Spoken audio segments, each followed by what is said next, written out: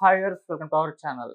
గత కొన్ని రోజుల నుంచి కూడా చూస్తున్నాం బెట్టింగ్ యాప్స్ ప్రమోట్ చేస్తున్న అండ్ ప్రమోట్ చేసిన ఇన్‌ఫ్లుయెన్సర్స్, యూట్యూబర్స్ అందరి పైన కూడా కేసులు నమోదవుతున్నాయి. నిన్న ఒక్కరోజే 11 మంది పైన అయితే కేసులు పెట్టారు.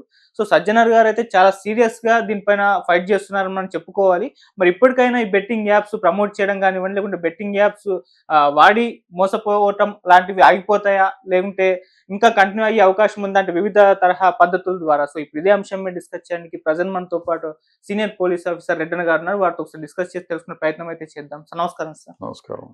సార్ నిన్న ఒకరోజే 11 మంది పైన కూడా కేసులు నమోదవ్వడం చూస్తున్నాం సార్. ఇన్‌ఫ్లుయెన్సర్స్ అండ్ యూట్యూబర్స్ అందరి పైన కూడా. సో, వీళ్ళందరూ కూడా అరెస్ట్ అయ్యే అవకాశం ఉందా? ఈ బెట్టింగ్ యాప్స్ ఎప్పటినుంచో కూడా వీళ్ళు ప్రమోట్ చేస్తూ వస్తున్నారు. మరి ఇప్పుడైనా ఇక ఆగిపోతాయా బెట్టింగ్ యాప్స్ ప్రమోట్ చేయడం కానివ్వండి, ఆడి మోసపోవడం కానీ మీరేం చెప్తారు సార్ దీనికి సంబంధించి?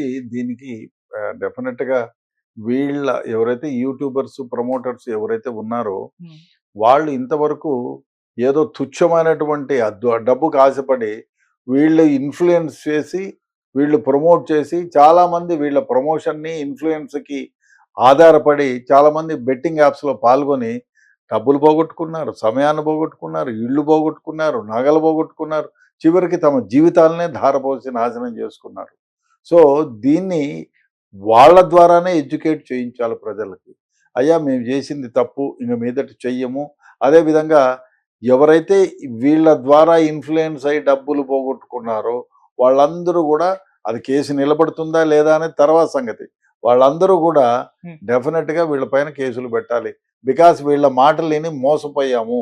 అదేవిధంగా ఈ మోసపోయి మమ్మల్ని నాశనం చేశారు కాబట్టి వీళ్ళపైన ఈ ఫలానా విధంగా ఫలానా యాప్ వల్ల వీళ్ళు ప్రమోట్ చేస్తే యాప్‌లో ఇంత పెట్టుబడి పెట్టాం, ఇంత నాశనమైనాం, ఇంత డబ్బులు పోయినాయి మాకు.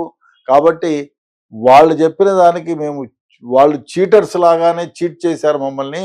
ఇది డబ్బులొచ్చే గేమ్ కాదు, డబ్బులు పోగొట్టుకునే గేమ్ కాబట్టి వాళ్ళపైన తగు చర్య తీసుకోవాలని అందరిపైన పోలీస్ స్టేషన్‌లో కంప్లెయింట్ ఇవ్వండి. హ్మ్. అది కేసు ఎఫ్ఐఆర్‌లు కట్టించాలా?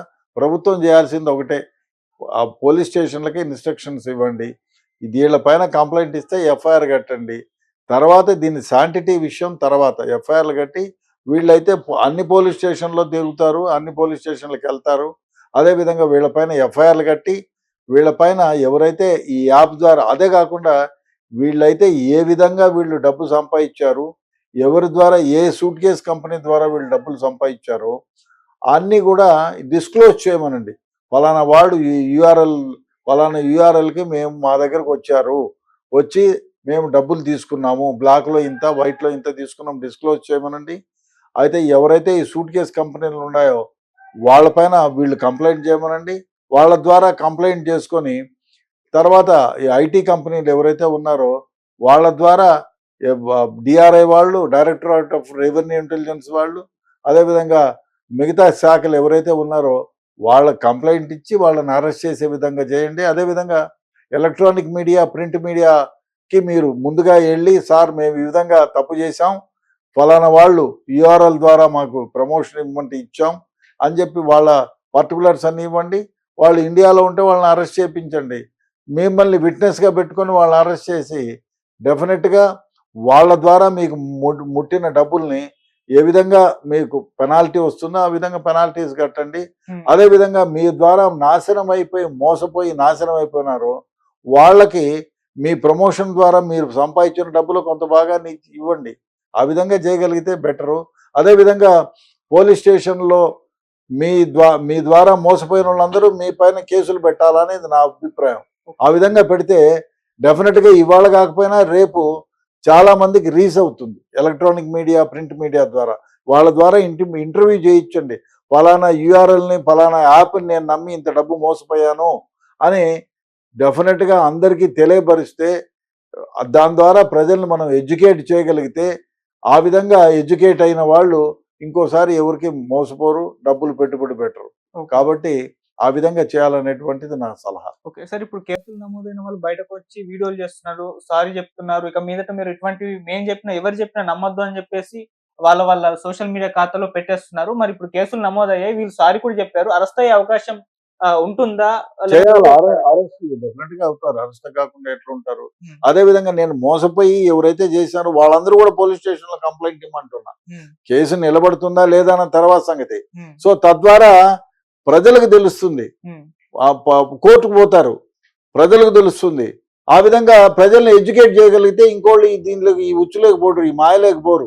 ఆ విధంగా ఎడ్యుకేట్ చేయాలి. ఇప్పుడైనా ఎలక్ట్రానిక్ మీడియా, ప్రింట్ మీడియా వీళ్ళపైన ఎన్ని ఎఫ్ఐఆర్లు కట్టారు, వీళ్ళు మోసపోయినారు అన్నారు కదా, ఉమ్, అవన్నీ కూడా అందరి ఛానళ్లకు ఇంటర్వ్యూస్ ఇచ్చి మేము మోసం చేశాము, మాదే తప్పు, ఈ విధంగా దాంట్లో పోవద్దు, ఇది దురాశ దుఃఖానికి చేటు, ఈ విధంగా మిమ్మల్ని ఈ ఆశలోకి పోయి మోసపోవద్దు అని చెప్పి మీరు ఎడ్యుకేట్ చేయండి. మీరు ఈ ద్వారా సంపాదించి డబ్బులు కూడగట్టుకారు కదా, ఎవరైతే మోసపోయి ప్రాణాలు పోగొట్టుకున్నారో వాళ్ళకు కొంత డబ్బులు ఇవ్వండి. ఆ విధంగా చేయండి.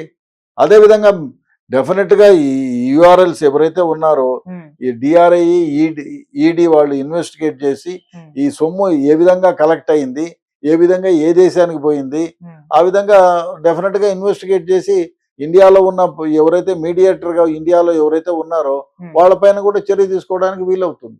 ఓకే. సార్ ఇంకో చర్చ ఏంటంటే సార్, ఇప్పుడు ఇండియాలో అసలు ఈ బెట్టింగ్ యాప్స్ అనేవి లీగలా కాదా అన్న దానిపైన కూడా చర్చ జరుగుతుంది. ఇల్లీగల్ అండి. Illegal. Any betting app is illegal. Um, sanctity లేదు. ఓకే. బెట్టింగ్ యాప్ కి ఎక్కడుంది శాంటిటీ లేదు కదా. ఉమ్, అసలు నిజం చెప్తే ఏ జూదానికి జూదం అంటేనే అది ఇల్లీగల్ అని, ఉమ్, మరి ఎట్లా లీగల్ అవుతుంది అది? ఓకే. అండ్ సార్ ఇప్పుడు ప్రమోట్ చేస్తున్న వాళ్ళపైన యాక్షన్ తీసుకుంటున్నారు కదా, అలాగే కంప్లీట్ గా గవర్నమెంట్ కూడా ఈ బెట్టింగ్ యాప్స్ పైన ఒక బ్యాన్ చేసేస్తే అయిపోతుంది అన్న దిశ లేదు, అది వీలు కాదు. ఎందుకంటే నిమిషానికి సెకండ్ కోటి పుట్టుకొస్తుంది. ఉమ్, ఆర్టిఫిషియల్ ఇంటెలిజెన్స్ ద్వారా యూఆర్ఐలు ఇవాళ మీరు 10 బ్యాన్ చేస్తే 100 పుట్టుకొస్తాయి. Um, it is highly impossible Okay. Unless ప్రజల్ని ఆడేవాళ్ళని మీరు ఇన్ఫ్లుయెన్స్ చేసి అయ్యా ఇది తప్పు అని చేయగలిగితే ఎయిడ్స్ని ఏ విధంగా నియంత్రించగలిగాం, ప్రజల్ని ఎడ్యుకేట్ చేస్తేనే నియంత్రించాం. ఉమ్, సో ఆ విధంగానే మనం నియంత్రించకపోతే ఉమ్, ప్రజల్ని ఎడ్యుకేట్ చేస్తే నియంత్రించగలుగుతాం. ఇవి కాబట్టి ఆ విధంగా చేయాలి. ఉమ్, అది ప్రభుత్వం పని. ప్రభుత్వాలు ఎలక్ట్రానిక్ మీడియా, ప్రింట్ మీడియా పని కట్టుకొని ఈ బెట్టింగ్ యాప్లో మీరు ఆడొద్దు, మీ ఆస్తులతో పాటు మీ ప్రాణాలకు కూడా హాని, చాలా మంది చనిపోయారు అనేది ప్రమోట్ చేయగలిగితే డెఫినెట్గా ఇంకోళ్ళు ఆడడానికి సాహసించరు. ఓకే. అండ్ సార్ ఈ ఓన్లీ యూట్యూబర్స్, ఈ ఇన్ఫ్లుయెన్సర్స్ పైన కేసులు నమోదవుతున్నాయి. చాలా మంది స్టార్ స్టేటస్ ఉన్న వాళ్ళు కూడా బెట్టింగ్ వాళ్ళపైన ఎఫ్ఐఆర్, అందరిపైన ఎఫ్ఐఆర్ కట్టాలి. వాడేమి భారతదేశం చట్టము భారతదేశంలో అందరికీ, భారతదేశంలో కాదు ఏ దేశంలోనైనా చట్టం ముందు అందరూ సమానమే. మీరు ప్రైమ్ మినిస్టర్ ఆఫ్ ఇండియా కావండి, మామూలు వ్యక్తిగా రిక్షా దిక్కే పుల్లర్ కూడా వాడు మర్డర్ చేసినా ఆయన మర్డర్ చేసినా ఇట్ ఈ 302నే. కాబట్టి చట్టం అందరికీ సమానమే. అందరిపైన కేసులు కట్టాల్సిందే.